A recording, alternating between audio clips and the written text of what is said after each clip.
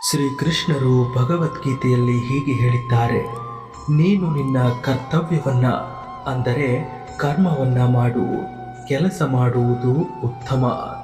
ಒಂದು ವೇಳೆ ನೀನು ಕೆಲಸ ಮಾಡದಿದ್ದರೆ ನಿನ್ನ ಜೀವನ ಮಾತ್ರವಲ್ಲ, ದೇಹವೂ ನಿಷ್ಪ್ರಯೋಜಕವೆನಿಸಿಕೊಳ್ಳುವುದು.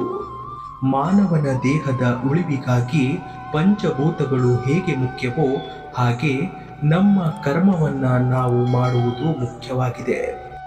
ನಿನ್ನ ಬಗ್ಗೆ ನೀನು ಎಂದೂ ಅತಿಯಾದಂತಹ ಅಹಂಕಾರವನ್ನ ಪಡಬೇಡ. ಭಗವಂತನು ನಮ್ಮ ಬದುಕಿನಲ್ಲಿ ಉಸಿರು ಕೊಟ್ಟು ಬದುಕಿಸುವ ಅಮೃತ.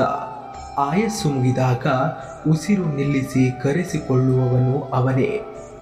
ದುಷ್ಟರಿಂದ ದೂರವಿರು, ಆದರೆ ಅವರನ್ನ ದ್ವೇಷಿಸಬೇಡ. ನಿಮ್ಮನ್ನು ಕೋಪದ ಕೈಗೆ ಎಂದೂ ಕೊಡಬೇಡಿ.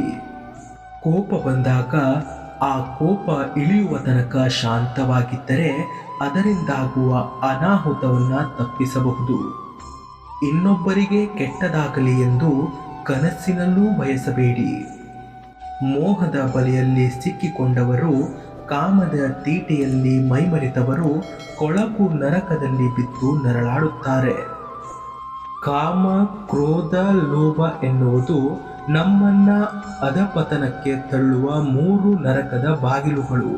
ಅವುಗಳಿಂದ ದೂರವಿರಿ.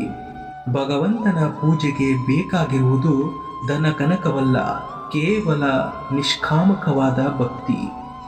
ಯಾರು ನನಗೆ ಭಕ್ತಿಯಿಂದ ಎಲೆಯನ್ನು, ಹೂವನ್ನು ಅಥವಾ ನೀರನ್ನು ಅರ್ಪಿಸುತ್ತಾರೋ ಅವರ ಎಲ್ಲ ಕಾಮನೆಗಳನ್ನು ನಾನು ನೆರವೇರಿಸುತ್ತೇನೆ.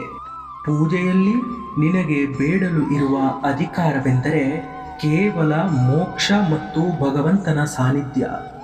ಸ್ಥಿರವಿಲ್ಲದಂತಹ, ಸುಖವಿಲ್ಲದಂತಹ ಈ ನರಜನ್ಮ ಬಂದಾಗ ನೀನು ನನ್ನನ್ನು ಆರಾಧಿಸು.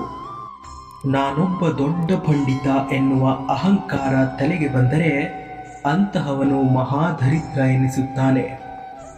ಅಹಂಕಾರದ ಮರಿ ಅಸೂಯೆ. ಈ ಅಸೂಯೆಯೇ ನಮ್ಮನ್ನ ಸುಡುವ ಬೆಂಕಿಯಾಗಿ ಬೆಳೆದು ನಿಲ್ಲುತ್ತದೆ. 4 ಬಗೆಯ ಜನರು ನನ್ನಲ್ಲಿ ಭಕ್ತಿ ಇಡುತ್ತಾರೆ. ಸಂಕಟದಲ್ಲಿರುವವರು, ಸಿರಿಯನ್ನ ಬಯಸುವವರು, ತಿಳಿಯ ಬಯಸುವವನು ಮತ್ತು ತಿಳಿದವನು.